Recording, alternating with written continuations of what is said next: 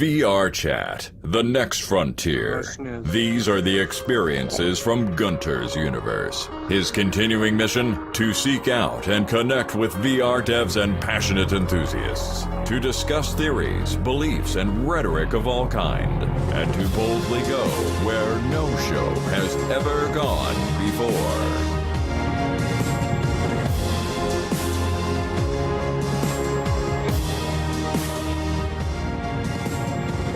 All right, welcome back to Gunter's Universe, everyone. How are y'all doing out there? I'm doing just fine. Yeah. Excellent. For those of you that are new to the show, I am Gunter S. Thompson, and this is a show where we discuss VR with some of the movers and shakers in the tech and entertainment industries. And tonight, we have with us Mike Murdock, a.k.a. Indie Rock. It's so hard to say, actually. Mike Murdock, and he's a director working in virtual and augmented reality. His virtual reality experience has been shown worldwide, including at Sundance New Frontiers, the World Economic Forum, Tribeca, and South by Southwest. He's earned his MFA from the USC School of Cinematic Arts. That's sweet. In interactive media and games, perfect for what you're doing now. In his free time, he makes retro sci-fi interfaces in Houdini and sick beats in Bitwig. He's also the creator of Cybertopia, one of my favorite new rooms in VRChat. It's excellent. We'll take a trip to these places afterwards. Mike, Indie Rocketopus, what's up, my friend? Yo, how's it going? Yeah, thanks for having me. Oh, man. It was pretty obvious when I... Show's over, guys. It's over. Yeah, show's over, that's it. Yeah, good. Show Gunter, thanks. It's like, if I have my hand here, the button presses. I mean, you're like, why don't you fix it by now? Okay, that's enough of that. Okay, yeah. It was obvious when I saw your awesome World's Heroes, like, oh, dude, talking to you, like, you gotta come on my show. And I remember for years I've seen you on my Instagram. I don't do much Instagram, but like you're one of the few because I could not get rid of that. This is just exactly art that I love. This retro wireframe reminds me of like the old Star Wars games that were wireframe, or Tempest maybe. Was it called Tempest? Sure, maybe yeah. not. No. Yep. Yeah. Okay. Tempest was the That tube was lots shooter. of fun. Yeah. Yeah, the tube one, exactly. I love that one.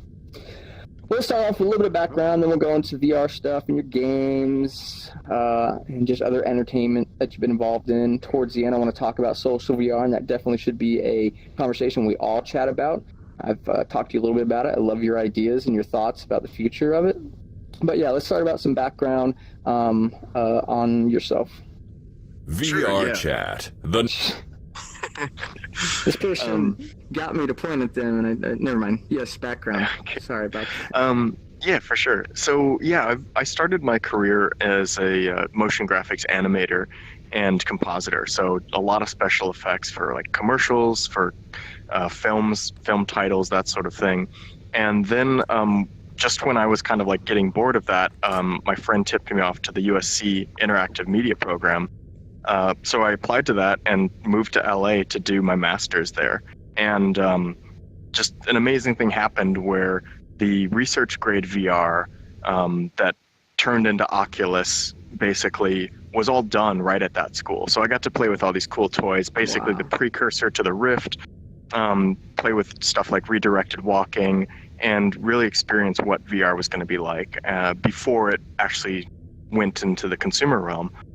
So yeah, I've been playing with it since then. It's been a bit of an obsession. That's really interesting. If you could expand on like it being the precursor of the Rift, that's just kind of curious to me. I mean, we have Palmer Luckey, I know, on the meant to be seen 3D forums. Probably messed that up. There was a lot of talk. Carmack was on there, Abrash, Palmer Luckey. How does that fit into what the school's doing? For sure, yeah. So the precursor to the DK1 was an open source project called the Socket HMD. So they open sourced it. There were, the Socket HMD, and it was 3D print stuff. They said, buy these panels, buy these lenses, and that's essentially the DK1. That version of it was actually really cool. It had a positional tracking system that relied on motion capture technology. So I knew from the beginning like that VR was meant to be room scale and beyond, that you can walk around, you can move through these virtual spaces.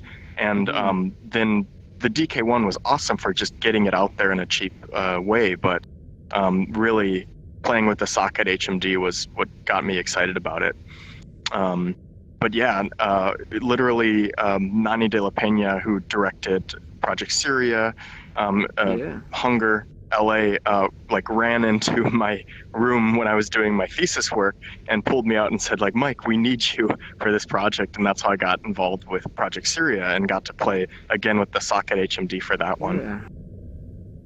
Yeah, I've experienced those, and it was great to learn that you're part of that. Can you actually go ahead and just explain what those are and who she is? Yeah, absolutely. So Nani de la Peña was doing I believe it's a doctorate program there, researcher, and she had started her career as a journalist in news and built a map in Second Life called Virtual Guantanamo Bay. So she was really interested in this idea of overlap of real spaces of journalism and the virtual reality side of things, so that you can take a story and instead of having a newscaster standing in front of you saying, 3 people died in a bombing in Aleppo, you can just be there and experience it. And so that was Project Syria, where I worked on it as the art director and got pulled into it. But it was a little project that went to the World Economic Forum and was about removing the news anchor, removing the story and just letting people experience it. Yeah, I remember audio is such a big deal, and you're hearing it come from the correct directions and feeling like you're in the scene with positional audio. That was a big deal, and that's super interesting. Yeah, audio was a huge piece of that in more ways than one. For example, the audio playing in it was recorded from a YouTube video. So somebody had a camcorder there on the scene of this actual event, and that audio is what you experience in there. So the attention to detail and recreating this space and this experience was crazy. And after working on that, I needed to just make happy things for a while, because literally art directing this bombing at a peaceful protest was kind of my intro for directing projects in VR and art directing them.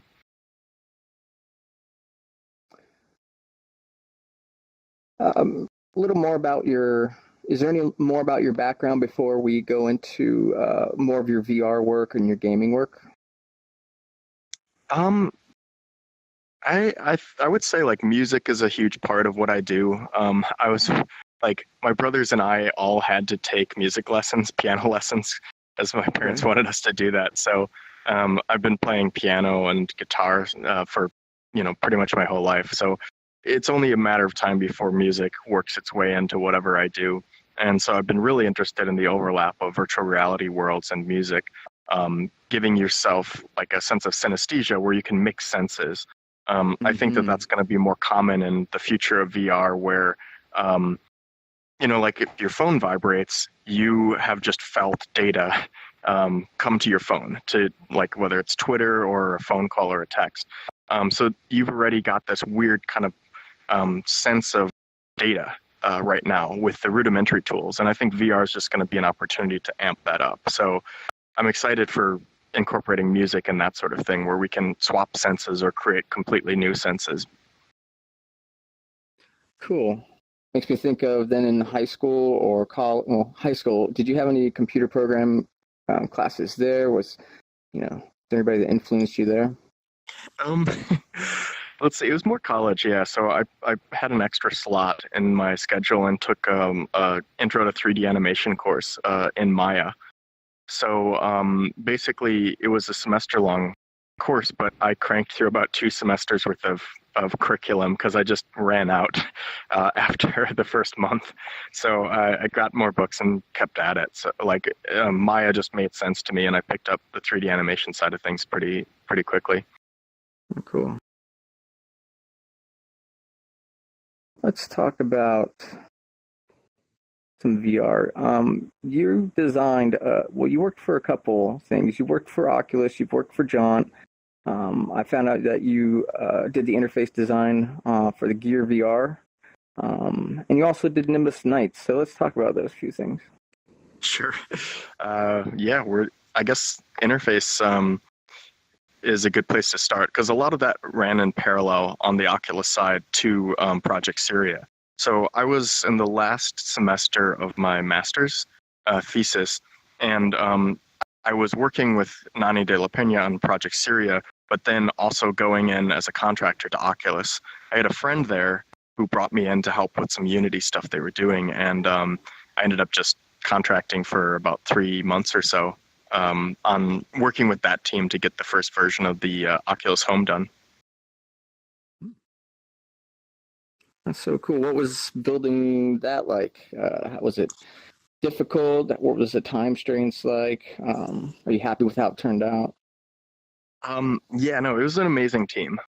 What was my first experience working with hardcore app designers? What was really neat was I came in as somebody who knew the game engine side of things. I knew motion graphics. I'd been animating film titles, special effects, that sort of thing. And so for the longest time, my brain was just wired to think in 3D. And a lot of their team came from 2D traditional app design. So this was a great merging of ideas from user flow, user journey, the type of stuff that you really need to test through if you're designing an app, and just 3D. And it was just great. Like I was building prototypes, figuring stuff out. Like until I kind of jumped on the team, a lot of the designers were just working in Photoshop and kind of envisioning how it would work in VR. And what my kind of job was to take a lot of those designs and drop them in VR and test all these theories about how interfaces would work. And like spatial design, that's really important. That's what you got to do. You can't just have flat menus. That's not the way to really do it the right way. So yeah, using your environment. Exactly. Yeah, one of the really kind of fun stories about that was we moved the interface back to the point where your stereoscopic depth kind of settled down, because if it were too close, your eyes couldn't really converge on the menus. And if it were too far away, you've kind of got the same problem. So we found the sweet spot, which was somewhere in the 20-meter range. And keep in mind that the Gear VR didn't have any positional tracking, so you don't have to worry about just a little bit of parallax from moving back and forth. But in order to make the interface readable at 20 meters away, it had to be scaled huge. And some of the initial concepts were like, oh, cool, we'll make the panels move like a carousel, like iTunes cover flow, those sort of cell phone conventions. But now you've got an interface that's effectively 40 meters tall, whipping around super fast, and it created a ton of motion. So a lot of the interface design conventions, how you move panels through space in a comfortable way, were developed on that team and through that process. Interesting. I forgot how it settled. As far as is it carousels? Carousels seem to be pretty common. What did you find out that was good, and was there things that you wish you could have done, but there was just limitations there? I mean, I think for the first version, it worked really well. The idea of compartmentalizing each segment, like the scaffolding for a lot of what's happening in VR design now was developed there. And so like limitations of the Gear VR can't render a ton of 3D geometry, so we moved to flat textures. But I think one of the most important innovations that happened there was we knew it was for Gear VR. So anybody who could use the phone, the Samsung Note 4, I believe, knew how cell phone interfaces work. So if you look at the first version of Oculus Home, a lot of those conventions were like you can move panels in a carousel, you can swipe, you can tap on things. And it's an interesting idea that like when the first iPhone launched, things imitated the real world. in an idea called skeuomorphism. So a button looked like a button, a slide looked like a slide, your notepad looked like a notepad. And we didn't need to make things look like the real world because the convention was now what mobile phones were. And everybody knew how to use those. So even now you see in a ton of interfaces is like, if you know how to use a mobile phone, you will know how to use VR interfaces. Sure. And what about spatial computing going forward? How can we design things better to take advantage? Do you see a menu-less type of way, or I don't know, pulling up a menu on your wrist, or things appearing at certain length? We can't go any further than this if we're going to be interacting with stuff. It has to kind of fit within our grasp here. What do you dream about? What do you think about? Well, so I've been using Maya for close to 10 years now, and Maya to me feels a lot like playing piano when you are flying at it, when you're cruising. One of the smart things that they've done there is a system called marking menus. So you can press one hotkey and hold it down, and then a radio menu appears around wherever your mouse is. So that means that you can embed 8 hotkeys into one hotkey. And instead of like saying, I need to click on this menu and pull that down and then go over and find this thing, like basically the kinesthetic and the motor part of your brain takes over. So all you need to know is like, I pull on this hotkey and I swipe up or I swipe down, or just you don't have to read the interface, you can feel it. And it's a lot like your left hand plays the bass and your right hand is playing the treble. So I'm looking forward to interfaces that are smart about involving your body, your muscle memory, and your proprioception, the space around you, so that you don't have to open up a huge menu of all you need to know is, I make this hand gesture and then I take my other hand and I swipe in a direction. I think that interfaces need to get a lot more human and less like drop-down menu-y. Yeah. I look forward to that as well. To finish off about Oculus, have you gone to all of them? And I know Nimbus Nights is one of your projects that worked on there, and I actually got to play that. However, that's not available right now. Yeah, so up until this point, I've been to all the Oculus Connects except for the latest one. So no, I think it was 4, but 1, 2, and 3 I did. The crazy story about Nimbus Nights was we were kind of hacking on this prototype for the Vive. We had just gotten our Vive and decided to make like Risk plus floating islands. So you're moving troops around, you're dropping them, like you can spawn more on your islands, and then you can hurl them around the map and try to take over more territory. And we showed that first version at VRLA, and somebody from Oculus had seen it, and they're like, cool, we want this, but better for Oculus Connect. And by the way, you have 2 weeks.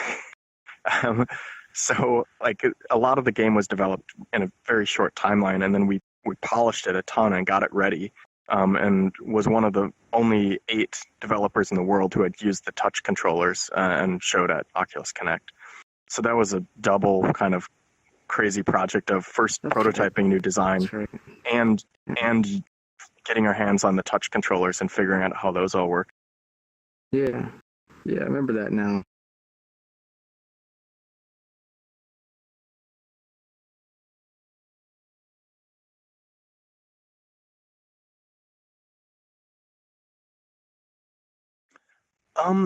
Yeah, definitely helped. Like when we were in conversations, I knew a lot of the people already there. But really, I think it was a different team that had seen the work on Nimbus Nights that we were showing. So, and the head of publishing there was somebody completely new. So, and it definitely didn't hurt at all. But I think the most important thing was just showing up with a game that wasn't a shooter. This was a very different way of playing in VR, and it was like a little diorama that you could reach your hands into. So the way we were conceiving of VR ideas was just a lot different than what the other stuff Oculus was showing. Cool. If you're tuning into the stream, we're interviewing Mike Murdock, aka Indie Rock Puss. Okay, it's rolling off the tongue now. It's all right. This is all right. He does. He's the art director doing, directing 3D, VR, AR interfaces, interactive video photography, all that good stuff. Love. Let's keep it rolling. Let's roll right into your game, Marshmallow Melee. That's a good segue at this point from Nimbus Knights. Marshmallow Melee is a VR rogue-like dungeon crawler with toy-sized warriors. It looks really cool. Tell us all about it. For sure, yeah. So basically, the team talked about Nimbus Knights, and we decided to back burner it because really the way we wanted to release it was as a multiplayer game and get a ton of players in throwing these warriors around. And at the time, we didn't feel that the VR market could support multiplayer games like that. So what we decided to do was take the core battle system and idea of having these toy-sized warriors and build a single-player game around them, and that became Marshmallow Melee. So the initial idea was fight pit. You just have these warriors and you toss them into a fight pit, and then you can lead them around and influence the battle. And the basically way I describe it is it's Diablo plus Pikmin. So you've got these adorable warriors, but there's also a deep dungeon crawling system there. Essentially what happened, though, was I was testing a lot of the battle mechanics and got bored of just the one level that I built out. So I started building out a bunch of different levels, and the whole game is based on like inverting the idea of locomotion in VR. Normally you build, big worlds and you find a way to move through them. This is the opposite. This is, we build, basically you stay in place and we move all the world and the content to you. So the level design system was basically you're trying to scale up this giant tower, and you start on floor 0 and you make your way to floor 50 over the course of one playthrough. And every single time that you play, every floor is like a deck of cards. It reshuffles them, so you're never going to get the same order of floors. It's always going to give you a new experience. And I think now, so there's 50 floors in a playthrough, but we have something like 80 floors. So there's no way you can see all the content in one playthrough either.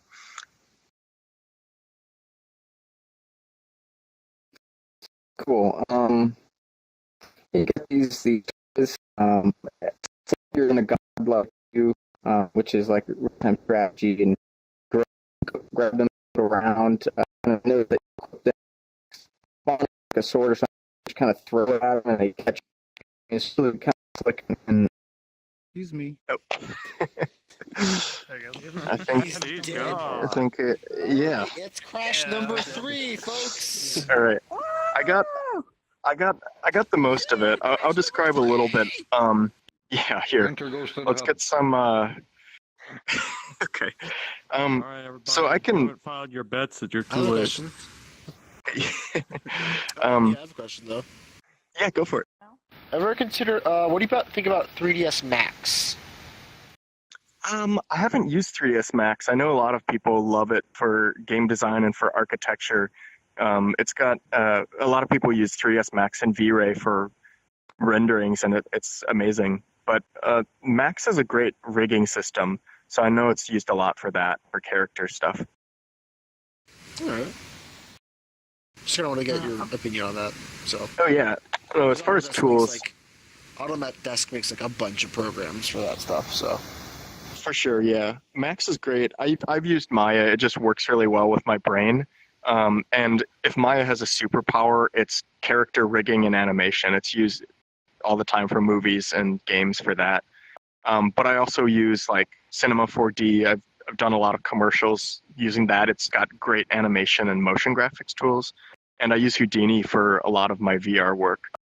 That's basically a procedural world building 3D app. But yeah, they're all great. Houdini, I want to look that up. Yeah, sure. I posted a few of my files for the interface design, so hit me up after the show and I'll send you a zip of like how some of the stuff has been built.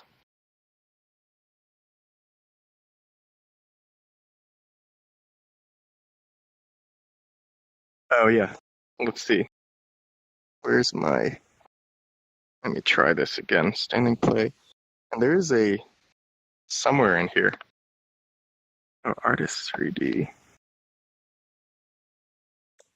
There we go. Is that? All right, cool.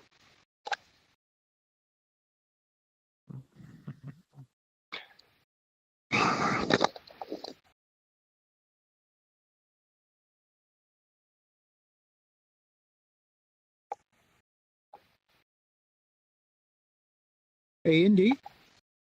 Yo. You say you're piano and guitarist. What kind of music? So I tend to do a bit of jazzy stuff on the guitar. I've played acoustic for 10 years, something like that, and just really enjoy, sitting down, getting some nice deep acoustic tones. But I've been getting into electronic music production lately too. So I just really enjoy playing around with synthesizers. So my keyboard skills kind of transfer over there. Fantastic. Yeah, cool. Good question. Which genre interests you in electronic music? Oh God, there's a ton. Like I'm really into dream pop right now. It's like really soft synthwave style stuff that has a really sparkly tone to it. Oh, hey. Hello. He's back. So Nice to have that, you on the show.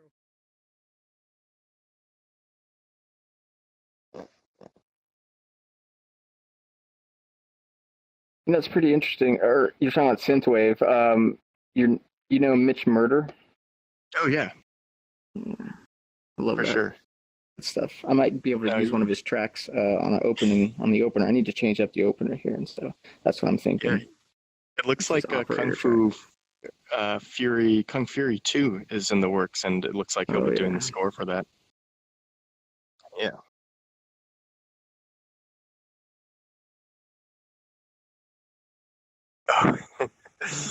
Yeah.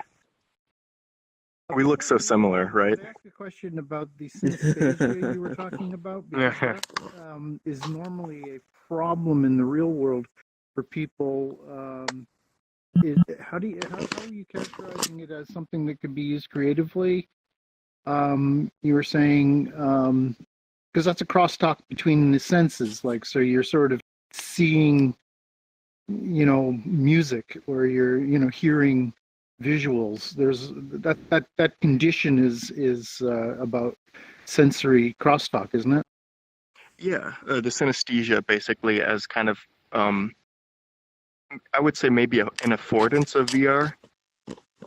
So, yeah, basically, a lot of these ideas came from my professors when I was at USC. A couple I'd point out saying Mark Bolas, who's now at Microsoft Mixed Reality, but he was the primary researcher doing a lot of the stuff with VR when I was at USC. And the other professor was Scott Fisher. So he was a researcher at the NASA Ames lab, and they were doing a lot of research on VR, how it affects people. And what was really cool is Mark Bolas and his brother were both really into music. His brother's a producer at Capitol Records and like mixed a ton of Neil Young stuff. So since for 20 years before VR actually is this version of VR, they'd been playing around with music and virtual reality and finding the overlap, and how you can create worlds, you can create spaces that that are songs as well. So what's really cool is like if you hear a song, it's really tied to a memory. So like you can hear a song and be like, oh yeah, this is where I was when I was listening to this album a lot. And so you can kind of create like artificial memories now of virtual spaces, so that when you hear a song again, you remember a virtual space. So partially it's like you have a lot more tools. You don't just have like sight, sound, touch, but you have like the spatial memory and 3D processing part of people's brains to add to the music experience. Right. Excellent. Audio is really important. I don't think we've gotten to we haven't evolved yet enough with. I mean, the Oculus SDK and the audio part of that's pretty good, but I'm looking forward to seeing some really good 3D audio stuff that understands the materials when sound is bouncing off of that. And I don't know, I think sound, when it starts to feel really real, like our real life, that's going to be such a big deal. Like, we all want wide field of view or better resolution, and I think we forget about how important audio is, and it's probably because we've never experienced really, really good 3D audio that I think we're going to see when we see it. Yeah. Hear it. No, it's definitely coming.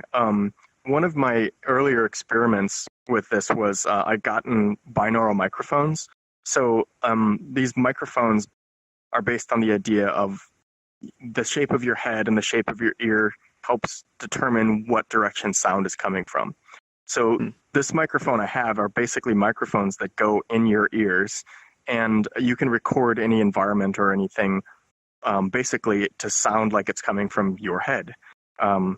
Which is, that's coming to VR technology pretty soon, is trying to recreate that all virtually. So I wanted to do a small horror piece that's basically like binaural audio in VR. Oh my God. Plus what radio is so good at, which is theater of the mind. Like, you can hear audio and your brain creates the image of what's happening. And radio relied on that so much with radio dramas. They had the person in the Foley room doing sounds for radio dramas. So what that actually turned into was a piece called Sisters. And that was one of the first featured cardboard apps that I worked on at my other startup. And since has been downloaded over 3 million times, something like that. But we knew we didn't have a ton of graphics horsepower on phones, so we relied a lot on audio for people's brains to freak themselves out. Yeah, I mean, just think, there's that classic binaural audio that you can find on the internet. One is of the knocking on the door, and the other one is like the barbershop haircut. Oh yeah. The knocking on the door is ridiculous. You could play it right now, and it would scare the hell out of me, and I think somebody's right there, and I've heard it 1,000 times, and so I think about that. If you haven't tried that, type in binaural audio, I don't know, door knocking, and do that, and don't bring it into VRChat and troll with it, because that sucks. I just gave him the idea. I don't understand what's wrong with me. That's scary. I can't imagine a horror, anything horror with that. But that's what we want, though. That's what we're talking about. That's really effective. Like that door knocking. That's the way audio, it gets me to my core. It's somebody is here. I must answer the door, or I can't believe somebody's right here. What's going on? What do you want, honey? And it's no honey. It's nobody. It's just bits and bytes. Yeah. Actually, if you're interested in that, and anybody doing music, I've been playing with a plugin from Sennheiser. They just released a binaural synthesis effect. So you can actually move the slider around, and it feels like the sound is coming from exactly that point in space. So yeah, the technology is getting there. That's great to hear. Let's talk about Microsoft Research. You did a little AR project there, Room Alive. Sure, yeah. That was pretty fascinating. Stuff you're doing with Kinect and projectors. Yeah, so Room Alive, I spent a summer at Microsoft Research as an intern, and kind of came in as a designer and I guess just AR artist kind of person. Because one of my previous jobs in visual effects was I helped design motion graphics for a stage that was all projection mapped. And so it was a singing show, and every week, it was a singing show called Duets from ABC, and it I think was canceled after one season. But the crazy thing was the whole stage was calibrated with 11 different screens all over, and my job was design content that played all over those screens for every song. So it turned the architecture into an augmented space that could be changed every week, 6 times for every song.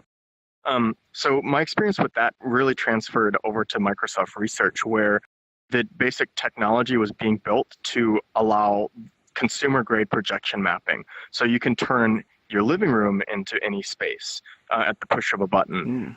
And so that was, I think, 6 different Kinects and projectors that would cover an entire living room and turn it into, a Tron cave or underwater, or like we could light objects on fire. Like, look at that couch, and now smoke and fire are coming off of it. It's a really cool experiment in just projection mapping plus augmented reality. But the takeaway for me was it's really easy to design content on a flat surface. Like, some of the first ideas were like, oh, cool, well, we can put a little game table on the coffee table. And now, like, you're playing that. The really hard thing conceptually is to bring that gameplay off of it into 3D space. So space that exists in the same place as you. That makes me think of then augmented glasses. I think we're going to, and we should hold them to it, I don't know, magically this spring. I mean, we're almost here to see what's going on with that. There should be some sort of their DK1 style. Obviously, you know about Magic Leap. Any thoughts about that company? Yeah, no, it's finally here. I'm really excited about it because I think this is when computers have to start speaking the human language better. Like, I see it all as a progression of, like, first computers were, you had to write a ton of, you had to put punch cards in, or even earlier than that, like, it's like very inaccessible to communicate with the machine or to do anything. You had to do a ton of work. And then we progressed a lot where it's like, oh, now it's just like you type on a command line, and then it's like you rub this weird thing on the table, and then something happens on the screen. And then finally, like, on an iPad, you just touch it that you want to interact with. So to me, it's about removing a lot of these abstractions that separate the world of the machine with the world of humans. And what AR and VR is all about to me is that now we're in the same place together. It's like the computer exists spatially in my world, not behind some screen. Yes, we are in the computer. And we're really quite just, I know we are in VR and it is, but I never thought of it as we're in the computer as far as it, as just like as HAL or something. I mean, HAL inside of the HAL. That's interesting. The whole sphere here is just, hello, Gunter. We've locked your headset on your face. You can't get out. Inside HAL, and I like it. Yeah. He seems like an okay guy. He's all right. So far, so good. Far, so good. It's quite a relationship we are. Here anyway. Yeah. Yeah, for now. It's quite an interesting relationship we have with technology, machines, computers. Now we have VR and AR, a new computing platform. I don't know if you see that as well, that we're now at maybe the final platform. Or medium. Yeah, I think so. Yeah, yeah. I mean, once you can simulate anything, then I mean, what excites me about games and about VR is that every single medium that comes before it, you can use. That's part of your tool palette. And what's so fun about me is adding the spatial sense to that. So people can go into one of my experiences and remember, like, oh yeah, like, that thing is to the left, or the ceiling is like this tall. You don't get that out of a movie or a book. Even a 3D movie, you couldn't have watched Avatar and told me, like, yeah, that thing feels like it's 1,000 feet tall. But in VR, your brain remembers it like it remembers any other memory. So it's exciting as a content maker and an artist to have so many more tools. Yeah, it's pretty... It's wild, man. That's what it is. Let me look at my notes here, see what else. Feel free, if anybody has questions, chime in. Make sure you speak loud. That's something I'm wondering about, though, is because you've been working a lot with VR and AR. Like, what are your comment on combining those two into one, so you can actually go seamlessly from one to the other and back again? So it was a little low. So you're talking about combining AR and VR to the point where you can seamlessly go in and out through both of them. Did I get that right? Okay. Yeah. So So you can be at home and you can be go in VR if you want to, or you can go outside and you can be in AR, because they're both going in their different directions, but you kind of have to go from AR and then you have to go out of AR into your real life and then into VR to go into the virtual reality. Do you see but that if you can as go from AR a transition, or do you see things as like, well, they both just merge and it's just all virtual XR or something? That's a good question. This was actually something that I talked to a lot about with my mentor at Microsoft Research when I was there, a guy named Andy Wilson who'd been doing VR and AR research for a while. But the core concept that stuck with me is that VR and AR aren't separate. It's a gradient. So on one side, you've got real life, you've got reality. On the other side, you have virtual. And the experience depends on how much of each that you need. So if you need full virtual, you need to go into the experience, then it's in virtual reality. If it's more, I need more of the real world, but a little bit of virtual overlay, it's augmented reality. That's like Google Maps, where you're in the real world, but it tells you virtual stuff or on top of that. So I think in a short amount of time that the devices will be able to do both. Your glasses can switch to AR or VR.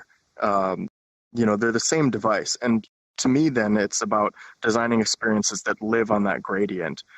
If I'm socializing with friends, I can either be fully in virtual or I can be present with them overlaid over real life. Maybe they're on my coffee table or sitting on the couch in my living room, but when I want to go hang out with them in VR, then we all jump in and switches to VR mode. So yeah, I think of it like design-wise, I think it's a gradient. And you need to decide as a designer how much of real life do you want and how much of virtual life do you want. Great question. I was able to try a headset. Yeah, sorry. Go ahead. I was thinking about like you have companies that do design. So like if you're designing like say a world for a game, you can do it in AR, and you can just switch to VR, and you can jump on with the other people that's all around the world, and just show them what you've done. And then, okay, we need to change that. So you swap back to AR, and you do your design in the AR, and you just publish it, and then you can go back to the VR, like without having to take off another and go back to the one. You can do it a more seamless way, though. Yeah, that's. I mean. It's a great point, and I think it's going to happen fairly soon. I think like I've got a Vive on, but it's first round of VR, just figuring out what the design space is like. And, what's crazy to me is like right now, these are computers you strap to your face. There's not a whole lot of companies thinking about them like eyewear, like sunglasses or goggles that you wear that are comfortable, like snowboard goggles or something. So I think, the tech will get better and we'll have devices that can do both once these are more like fashion items or they're more like eyewear instead of computers you strap to your face. I've seen some prototypes, or I've seen the Totem. Have you heard of the Totem? Oh, yeah. Yeah, so we got to try that at SVVR, Silicon Valley Virtual Reality Conference out in San Jose, and it was really interesting. You could, you had a dial on the side, and you could basically go from AR to VR. And the AR stuff was just simple, like QR codes. There was a book, and it would have a code, but it would look like an AR, the DeLorean. You just kind of flip through this book and see just different models pop up, and it's pretty effective. Or you could turn it on to VR and see something in VR. What's interesting, I've had him on the show as a guest, so that was really cool to talk all about it, and plus other projects. VR Vana, and they were bought by Apple recently. Sure, yeah. So I'm like, interesting. That's really, really cool. Apple's gonna be a big player soon. Maybe I think so. Yeah. I don't know. Yeah. Well, and one final point about that's really neat to me is if you take a headset kind of like what Meta's doing that has the reflected kind of curved surface, and if you just put a black blocker in front of that, you've got a pretty good VR headset. So literally now with those type of optics, and the Mira as well, that uses a smartphone, but you just put something black that blocks in front of it, and that's a VR headset. So there are certain types of optical designs that allow for both right now.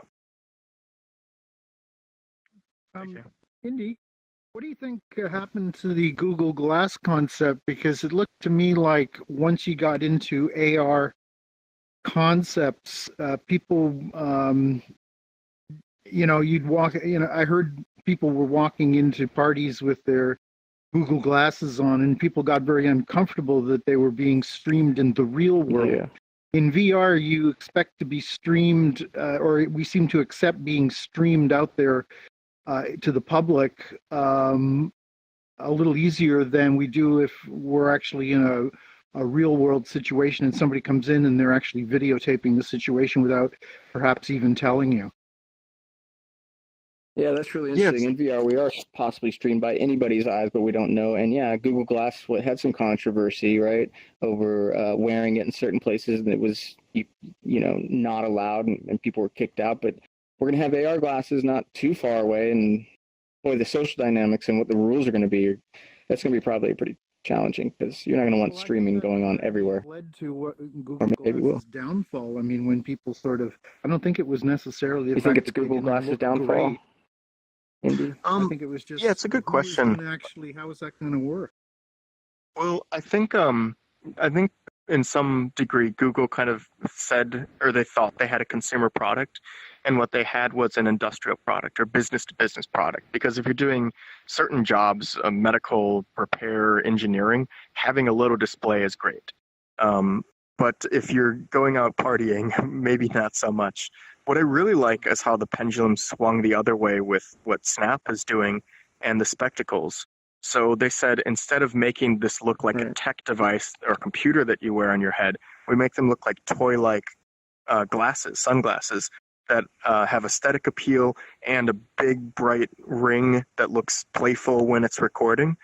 So it ties a little bit more into social. And I think a third important thing happened recently is that Snap and Instagram, all these image sharing apps are huge. Whereas when Google Glass was first conceptualized and released, we didn't have this social media sharing culture as much as we do now. That's a good point. Right, so we've adapted.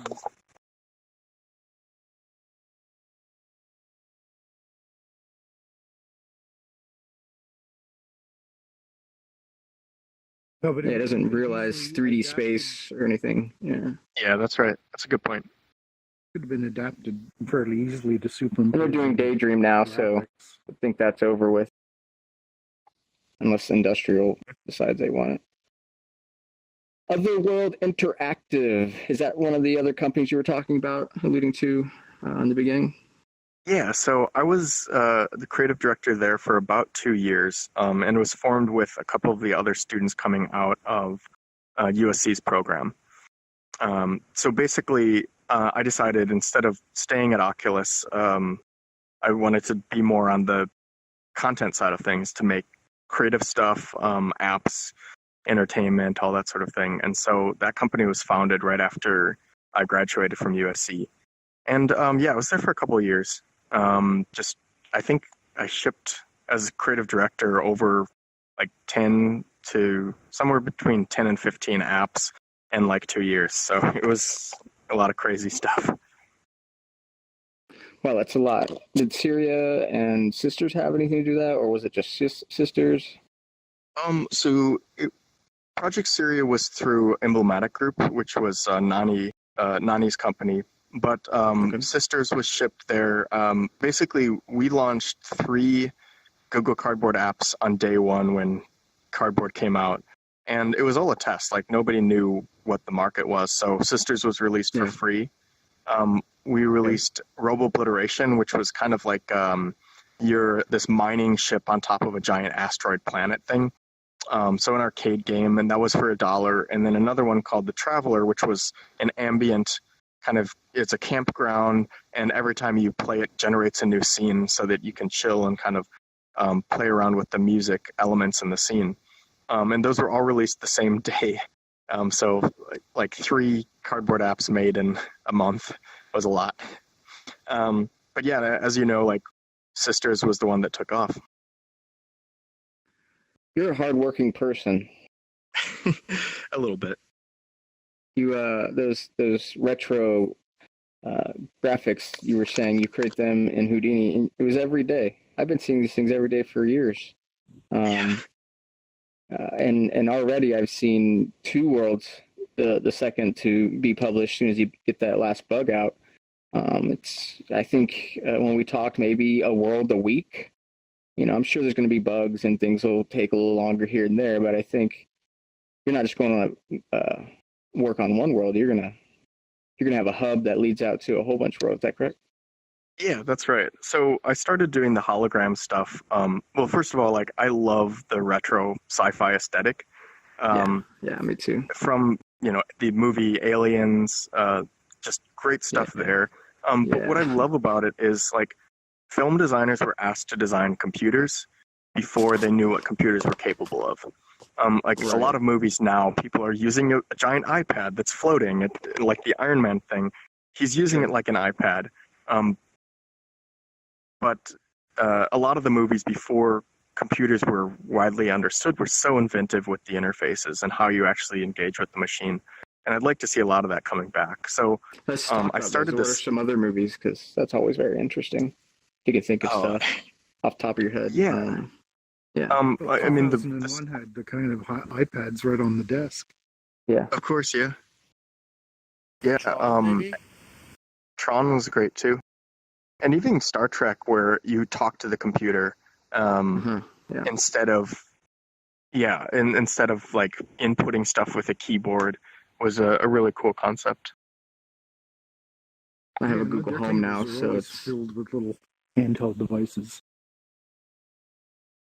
Yeah, I'm hoping we're talking to our computer soon. That's soon. Yeah, the Alexa can hear us. But with I even think Barbarella. This is like a Jane Fonda movie from way back when. Like the computer, like her spaceship was covered in like brown shag carpet, like fur all over the place, and it just like talked to. And I was like, that's crazy. But they knew computers were powerful, but they didn't know like how they worked. And there's something that I think has been lost about that, and that's something I want to bring back in VR, where like computers don't have to be interactable in that way. We can make up our own conventions. Yeah, it's really cool. I've got a Google Mini I just got. I'm playing around with that. I really dig the very limited things that I can do, but I can see the potential. And I can order Domino's. It takes me like 50 seconds to just say it. Awesome. That word Google, talk to Domino's, and then it starts. I won't hear you. I'm on the headphones. It's pretty fun. I'm looking forward to. I'd rather be able to say, "Okay, computer." Can't change it, but someday. The language learning and recognition is just fantastic. So I can see that we're pretty much there, and that's going to make a lot of sense with virtual reality, since we have a hard time interacting via keyboards and controllers. And things that we can't see because our head is blocked by this headset. So I think, it's going to be really important to use voice to interact. Yeah, I think so. Wouldn't that change with the advent of more like available controllers, like a glove or something? I don't know if it adds to. I think this voice thing is going to add to a lot. But we certainly use our hands a lot in life, and we're certainly going to still want that. Yeah, I think the way I see it working really well is with AI. So the way I engage right now with my computer is like, okay, I go to my Google Calendar and I type in an event. If I'm trying to schedule a call with somebody, I go to Gmail and I try to figure that out.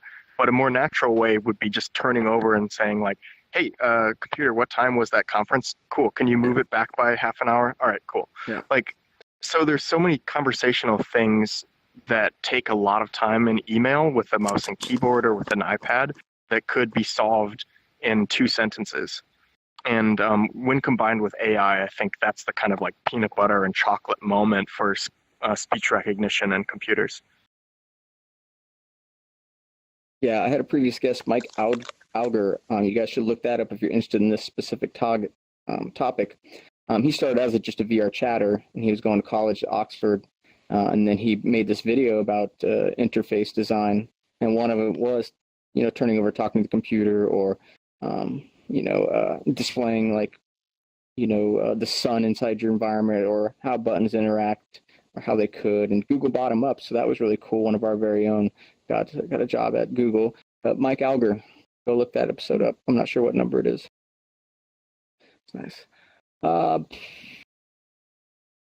VRChat. How did you find? Well, yeah, let's talk about where you found VRChat a long time ago, and then like the rediscovery of it. Yeah. So I knew, like, I'd gone to tons of trade shows in the California area when VR was just getting off the ground. So I remember seeing VRChat and Janus and AltSpace and all the social apps. And I kind of looked at the screenshots and I'm like, that looks kind of weird. And like, at that time, my thinking in VR social was, what do I want in a VR social app? And it's basically like, I want to hang out with my brother, even though I'm in California and he's in Wisconsin. If we could just, like, instead of doing a phone call, if we could be in the same room and watch a movie or just talk, that would be better than what currently existed. So my thinking was designed around activities that you can do together with a small group of people. And since then, discovering like all the crazy worlds that people have been building has reignited my interest in a lot of this VR large-scale stuff. It's really satisfying to make a social space that helps people talk and get together. And like one of my design principles is when you socialize with people, you're not just standing in one place doing nothing. You're playing Frisbee, or you're going out to lunch, or you're doing something. And that's something I've tried to bring into a lot of my designs, is having periphery activities that really socialize, that help you focus your social activities. And I see this in Cybertopia, and we can see that later. But the way you've designed it is, no skybox. It's enclosed. It reminds me of a theme park because you have like a landmark in the middle, and you kind of pulled around the environment. And there's different things that are presented to you, and tables around that people can start talking at. And upstairs you get to discs that you can kind of play with, and that's always fun. You play with some people, and I think I see your thinking there, and appreciate it a lot. And then as this next world, C Drive, I see it even more. It's really exciting. So when did VRChat hit you again? When did you be like, oh, I got to get in there? And what was it the moment you're like, oh, I'm creating Cybertopia, man? It was, so I've been seeing one of my people I follow on Twitter, goes by Technobabble, and been seeing some of the stuff he'd been making in VRChat. And he uses Cinema 4D and does these crazy environments, like giant heads looking at you, stuff like that. So I basically had kind of like, I felt finished up a lot of the hologram designs, because I've been doing one every day for the last couple of years, and was kind of saying like, all right, this isn't challenging anymore. What's the next step? And it's something like when I've gotten too good at something, I need to like tear down all the stuff off the wall and get a fresh start and figure something else out that makes me uncomfortable. So I wanted to invert that, and instead of building little interfaces, to build the whole world. So instead of looking in, you're looking out. And so I had like a ton of knowledge on how to build these things, and thought like, all right, cool, Tron-inspired thing. Let's do this. And I had known Ron Miller from Twitter and from Instagram. I'd seen a lot of his stuff, so I've been sharing back and forth some of the progress, and that got me excited to know that like the devs and moderators are super passionate about seeing intriguing new worlds and content here. Yeah, Ron of VRChat, creative officer here. That's the Ron he's speaking of. And then what was the moment? I just wanted this moment of like, okay, Cybertopia. Okay, this is the very beginning. I don't know if there is that, but I'm just curious. Oh, what the initial idea was behind it? Yeah, let's see. So I started poking around with ways to bring that sort of hologram look, or the Tron look, into bigger environments. But what really said like, okay, I can actually pull this off is just knowing like all of Unity's lighting tools and optimization tools were available. Like I had seen a lot of the VRChat stuff and I didn't know like, oh, I can actually push this pretty hard and get a very unique aesthetic. So part of it was just like, I was kind of done with building the small interfaces and I wanted a slightly longer project. So I said like, I'll build something over the course of a couple days. But once I like tried uploading the first time and I'm like, oh, everything carries across from the aesthetic. I knew like I could just cut loose and do basically anything I wanted to, because I've been using Unity for like the past 5 years or so. Yeah. Super cool. Can you describe C Drive for the audience? Everybody here is going to get to see it, but for everybody that watches this episode, let's sell them on C Drive and why they should come to VRChat and check that world out. Sure, yeah. So C Drive was my architect. I'd seen some of your worlds and just like realized that in crafting a world, you also have the opportunity to give people an experience. So it's not just a static environment, but you can actually have an active environment. So Architect makes crazy worlds with like rotating geometry, like rings and spheres of stuff that is dynamic and changes. They're crazy. And so C Drive was like, oh, he is a madman. And close to 30 worlds now? The title. Yeah, you're going on 30 worlds soon. Yeah, I just actually just hit 30 worlds a couple of days, yesterday. I think I hit 30 worlds. So both of you prolific. You share that aspect for sure. Yeah, exactly. So yeah, no, but the kind of motion in your worlds was what inspired me to do C Drive, which I wanted you to be cruising down a data stream. So instead of a static environment, I thought it'd be awesome if you were on this journey and you were on this ship, because every world I see is just like you're in a place and nothing changes. So the unique thing about C Drive is you are cruising through this endless tunnel and you really feel like you're moving on this ship. So the way I've really designed it is kind of like you can choose how much motion you want. If you stay in the main area of the ship, it's bordered on the top and the bottom. So it's more like a movie screen experience where if you're kind of prone to motion sickness and you stay on the first deck, you should be all right because I'm cropping off a ton of the triggers through using the bottom of the ship and the ceiling of the deck above it. And then if you go to the upper deck, you can see like more of this crazy tunnel that you're cruising down. So it was an experiment for me getting animations and this sort of like idea of a journey or I call it like an underwater party yacht in VR cruising through the data stream. Yeah.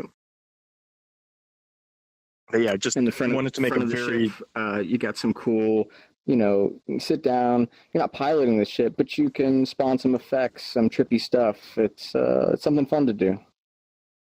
Yeah, that was fun. I needed something at the front of the ship, so I put a captain's chair and a control interface, so whoever wants to sit up there can actually trigger effects that everybody on the ship can see.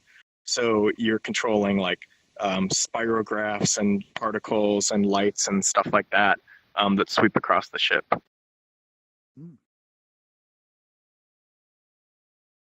How do you see this social VR thing playing into culture? We're not going to talk about the technical stuff, but what does it mean? What is it? Do you see everybody in the world going to use it someday? Do you see it? Is it maybe how it's going to affect us? Obviously, it's changing things. Just, do you have any thoughts? I mean, I think you have shared some thoughts to me the other day. Sure. Yeah. Yeah. Yeah, I think it's going to create a new language of communication, and people will be more equipped to share ideas. You don't just share an image or words, but you can share an entire place that people can visit. So what's exciting for me is, if you look at the first iPhone interface, the notepad looked like a notepad. The game room looked like a game table. And it was all very copying and pasting elements from the real world, so people would be comfortable using this crazy new touchscreen interface. And then now look at iPhone's interface, is it retains almost none of that. It's been distilled to just the pure interactions. And you can interact, you can understand a lot of the interfaces by motion and by moving it. So what's neat to me is a lot of the VR worlds right now are clinging to real world. We're copying and pasting elements there. But once we start remixing and quoting basically like abstract elements, then we can create whatever we want. And just like my grandparents we don't speak the same technical language as I do. So an iPad is a foreign interface to them. So we're kind of like in different worlds due to technology. Yeah. And it's conceptual, like just touching something on a screen is strange to them. So I imagine future generations, when you're saying, all right, we are doing abstractions of abstractions of abstractions, like it's conceptual. It's not necessarily just technology, that you can have entirely new worlds that we can't even dream of, because anything is really possible. So I'm excited when we're not like, all right, let's do the real world, but in there, but like, let's just let our imaginations run wild. And of course, being able to share those ideas and invite other people into those. Like, I mean, right on, architect, like, he's already there. Thank you. And so is Artist. I don't know if you've met Artist 3D. He has some amazing worlds that really represent what's in your mind and your art over the decades, from painting to music. It's all integrated. It's really... Mine are based on albums of music, concept albums, basically. Oh, cool. Yeah, original content. Yeah. All original. Yeah, I find that to be the big thing. Please, Artist. About this social aspect of things, because slowly but surely, from starting with the DK2, I began developing worlds in here and for Oculus.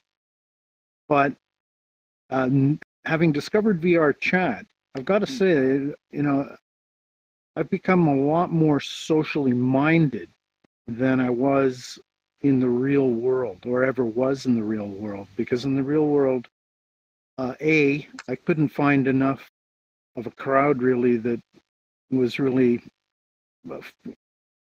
sort of into the things I was into. And it seems natural that when you come into a virtual world, that you're going to meet a lot more people of like mind. And I just wonder if have people found that themselves? I mean, I seem to have probably a lot more friends in VR now than I ever developed in the real world. Maybe well, collapse distance, right? There's not the distance we have to worry about anymore. I mean, the internet's been beautiful at connecting people with similar interests. Yeah, I know people. It's been something amazing. It's amazing. Yeah. It's absolutely amazing. Yeah, it's cool that like the cell phone or the phone in general just wiped out distance, and now VR wipes out space from the equation. Yeah. So you can be anywhere with anybody else. And we're all in different time zones, and great. Is there a way to I love the part. Time? I don't know. Time is strange now. Yeah. With people all over the world. I love the whole thing about you're basically inviting somebody into your mind. It's kind of hard to describe in words everything that's going on up here. I mean, the amount that gets filtered out or that you're not able to describe in words is tremendous, right? And I think a lot of communication that's confusing or communication that causes problems or fighting come from possibly the person couldn't get their meaning across. And so this tool, being able to bring somebody in and really show and explain, I think that's going to be a big deal as far as like being effective at helping communication.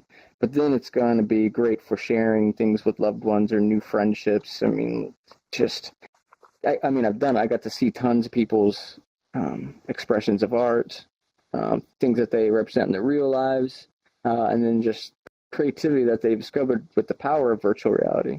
I'm looking forward to that situation like you talk about, where we're not just mimicking the outside world, but what is going to happen, what's going to be the new stuff we can't even imagine. Like, we think of VR and I think of things that I can't imagine, and I've seen some things point to that there have been some things that I've experienced in here, like somebody holding up a sphere, and I go over and put my head in it, and the whole world has just changed, and they take the sphere off my head. So it's like things like, oh, I wasn't expecting that. That made my senses go, what is happening? Or a weird texture, a weird shader on somebody where it's in focus, but it wouldn't be possible in the real world to have that layered or focused the way it is for my eyes. And I'm just like, my brain is trying to figure out what's going on here. So yeah, I'm looking forward to that. It's cool stuff. It's crazy, like 3D movies when they first started appearing. People figured out like, oh, we can poke that one part of your brain, the 3D part of your brain, and like that's what VR roller coasters are. Is we're poking the motion part of your brain, and so a lot of them were just like into the new experience of this. This is a sensation I've never felt before, but there's a lot more senses to play with, and yeah, like we talked about before, of you can get a notification on your phone, and you in a way have had a sense of data. So your brain interpreted this rumbling of your phone to like data arriving. So I'm imagining other types of senses that we're going to be able to invent with VR technology. Yeah, I'm just came to mind like a little birdie flies off out of somewhere and comes and lands on my shoulder. Maybe I have some haptic feedback. I don't know about shoulder feedback anytime soon, and it whispers the message into my ear. But that's when it's like a loved one. But it's different when it presents me stranger messages. But still, that's real life stuff. That's not new senses. You know, there's new senses that we haven't discovered. I'm just not there yet. It's gonna take some time. Yeah. Has anybody experienced REM sleep while they're awake? Because I quite often take the headset off at about 4 a.m. and I feel totally refreshed, as if I just had a very deep awakened dream. I wouldn't be able to tell myself. In VR, it's all a blur. Look if you're over in one of the architects' worlds at 4 a.m, I can tell you it's a waking dream. Sure, yeah. Take the headset off and it's morning. Quite it's like, whoa. You know, I have to force myself to go to bed. I'm going to need something to inoculate myself. Yeah. Melatonin is good for that. What's that? Melatonin.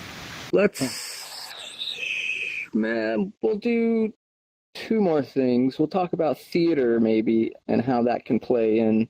Because, I guess we kind of did with Syria and those other things. Is there other ideas in social VR in this setting that you could imagine? I mean, what I'm doing here is a show. It's not theater, but it is, it is live with people, like theater is. It happens in the moment. Any thoughts around that? Well, yeah. So, you had Jasper on from Raptor, right? Yep. Yeah. So, and the idea of what excites me is motion capture finally combining with consumer-grade technology, so that you can create your own stories a lot easier than learning a ton of 3D animation software. So I hope it brings a lot more understanding of your body's motions and awareness about that, because moving around is great, and being able to express yourself through movement is something that like you don't get from chat apps. You don't get that from typing on a phone. And I think bringing a lot of gesture and physicality back to storytelling and communication is something that I'm really excited about. Yeah, cool. I'm thinking you should stand up and sit back down. You've been kind of looking on. I'm like, too. You get tired, and I think you slouch. And I'm really glad that I didn't say anything before. Like, we should always say stuff like that. To each other, you can't know. We'll give that a try. So you'll have to do the sitting thing. That was pretty good for a second. Yeah. That better, maybe? Yeah. Here. Much better. All right, cool. Let me see us looking like fools. Let us know. Besides the normal way I look, but you know not to. Yeah. So Ready Player One, maybe. Ready Player One, we could talk about that and end the show, or unless there's any... Well, I want the audience to definitely be able to ask questions. But Ready Player One's coming out. Have you ever heard of it? Oh, yeah. It was assigned reading in one of my game design classes at USC. We had a weekly class called Seminar, and it was a big pile of books to read. Oh, like Neuromancer by William Gibson, Ready Player One, a ton of stuff like that. And was Diamond Age in there? Diamond Age was not. I read that on my own, but Jasper and yeah, Bob both have read that, and they said that has a lot to do with social stuff in the future and with VR and things like that. Yeah, sounds fascinating. But the seminar was run by Scott Fisher, who was a NASA Ames researcher, and Mark Bolas and Alex McDowell, who was a production designer. He worked on Minority Report, Fight Club, and B-Movie with Seinfeld in it. But actually, so when Ready Player One came across, like, this is the book we're reading this week, I accidentally read it in a day because I started and I was like, I need to know what happens. So I went to class the next day very tired. Movie's coming out soon, a little over than a month. Will you be seeing that on opening day or the day after, something like that? Yeah, it'll be. I think we'll probably get a big group together. It is sort of like the arrival of VR for a lot of people who have been in the industry for a long time. Yeah. It's going to be a lot of exposure on VR. And VRChat is, I would claim, even though I'm biased, but it is the closest thing to a Ready Player One oasis, that a virtual environment that they've described there. And it's quite funny how even pop culture references are so similar. And then we think of this is, it's growing towards what the Oasis is, but what we're doing is the real deal. Yeah, it sort of feels like some of that Oasis stuff, but this is the real whatever virtual world that I feel is going to expand, and there'll be 2 billion people here in I don't know, 5-10 years. How about that? 10 tomorrow. Couple weeks, yeah. Well, I think we were talking about a little bit too is there's the idea of Ready Player One and the Oasis, but then there's the mechanics of actually making it work. And you try things and you're like, oh, that's weird. Even just creating an avatar, seeing the forums or seeing the Discord of people trying to figure it out, and you realize oh yeah, if the Oasis existed, everybody would want to just create their own avatar. Because the tools will be so good and easy to use that you can do that. And, being a moderator as well, where you are running into this problem that's really important for growing a VR community and world online. And the fact that it is hard, and I appreciate all the work that's going into moderating it, means that you're solving problems and learning about problems that no other platform has even figured out yet. So it's really exciting. I know it's a problem to try to get this mountain of stuff poured on top of you as a moderator, but that means that the moderation will be just the best here.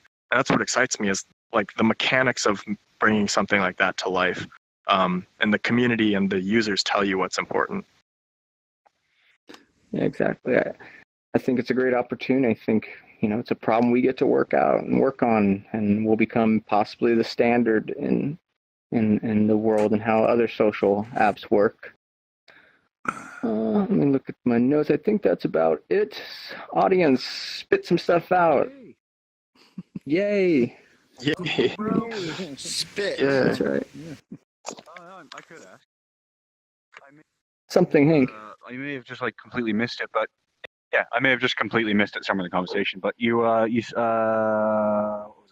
Right, it looks like a lot of your journey went from a lot of professional development program or professional development projects, and now you've moved into more personal creative ones. Do you still have anything professional going on in the background, or? Yeah, I go to work. I get paid. Actually, so what I do for work is I'm a designer for multi-user arena scale VR applications. So 6 people all in VR together playing a game, no wires, that sort of thing. So yeah, I'm a creative director, 3D artist for a lot of those projects. Nice. I mean, 3D artist, I think I've had a gander or two at your worlds. You got the job. Thanks. Yeah, well, so that's partially it's been like I need to have a project for me. I can have a lot of projects, like, and crank through stuff professionally, but figuring out my own voice and being able to create the stuff that's in my head. And that's why I've been doing the interface projects, is it's a lot of times you're involved with a project that's like going on for months and you don't feel like you're making any progress. And so the fact that I could start a little interface and finish it in the same day in 20 minutes to an hour was really needed as a creator, because otherwise you don't feel like you're making any progress. So yeah, you kind of need a bit of both. You need the long project and little short things so you can feel accomplished every so often. Okay. Nice. Do you find More yourself comments, creating questions? soundtrack material for your worlds? Yeah, for the current ones, I've been jumping in and making music for them, trying to find the right feel. But I'm still total beginner at synthesizers and mixing, so I'm figuring it out. I can teach you. All right, let's do it. Yeah, all my mixes are too bass heavy, so I need to learn that whole process, mixing. Juvo might know some stuff, right? Architect? Juvo? Yeah, Juvo's really good. I'll connect you with him. He's really cool too. Indeed, So many it also creative depends people. on the headphones you're using. If you use studio headphones, they don't enhance the bass, or a lot of the consumer grade headphones is kind of like pushing the loudness button on a receiver or on an Sure. amplifier, where studio grade headphones do not color the sound or anything. I realized that when I used to play electronic drums. I had a set of Sony headphones, and when I recorded myself, the kit did not sound anything like how I programmed it. And I realized it's because the headphones were enhancing the sound when I was programming it. So I bought a set of studio headphones, AKG studio headphones, and then basically what I got in the headphones is what I would get in the speakers listening to the playback. Oh, that's a good call. Yeah. Nice. I like Grado. $50 gaming headphones that broke. Wow. Nice. Anything else?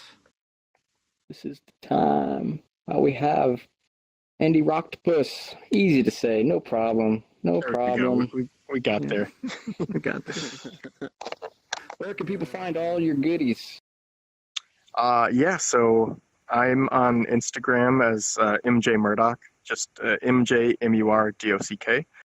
And yeah, I post just all the holograms and other stuff I do there, and Twitter as the same handle. If you look in Cybertopia, I've got a little board saying thanks for visiting, and it's got all this information on it as well. Very nice, very nice. Don't forget about the VRChat Events Discord, everyone. If you're in this room and you're new and you don't know about it, just go to VRChatEvents.com, click the Discord link that's there. It's very simple. There's not much going on that website except a link to the calendar and a link to the Discord. We want to make it easy for you to get there. There's 21 events in there, so each event has a channel. If you have an event you'd like to start, let us know. Follow me on Twitch, YouTube, Twitter. You know, it's all Gunter's Universe. Makes sense, easy. You can send me a tip on patreon.com/Gunter, just Gunter. And I want to big thanks to Squid and GM3 and Olivier JT that make this set happen and work on it. Yeah. And of course, CosmFX here, who's been running cams and co-hosts with me. I love you, man. Nice. I love you, Bob. Me and Bob are going to hang out in Thursday. We're going to the Void. The Void's Disney, the Star Wars experience at the Void in Orlando, Florida. So pretty stoked about that. Yeah, so we'll report back on that next week. That's all I got. Thanks so much for coming out, everybody. I'll see you next time. Music. There it is.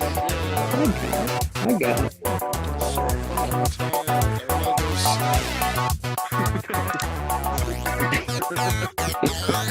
There we go. Hey. Oh, yeah. That was great, dude. Cool.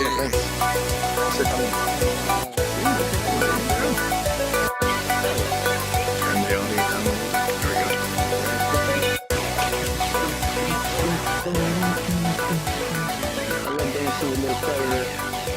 got you. Awesome. Hey, what up? You like that? Yeah. Cool. Tell your friends. If they can't make it, watch the stream. So thanks. Yeah, let's connect at some point. It'd be fun to. I want to see this world you're talking about. What a great people here. Thanks for coming out, guys. The new one, This guy, he didn't make it through the whole thing. Sounds good. Died. Not everybody can make it through Gunter's universe.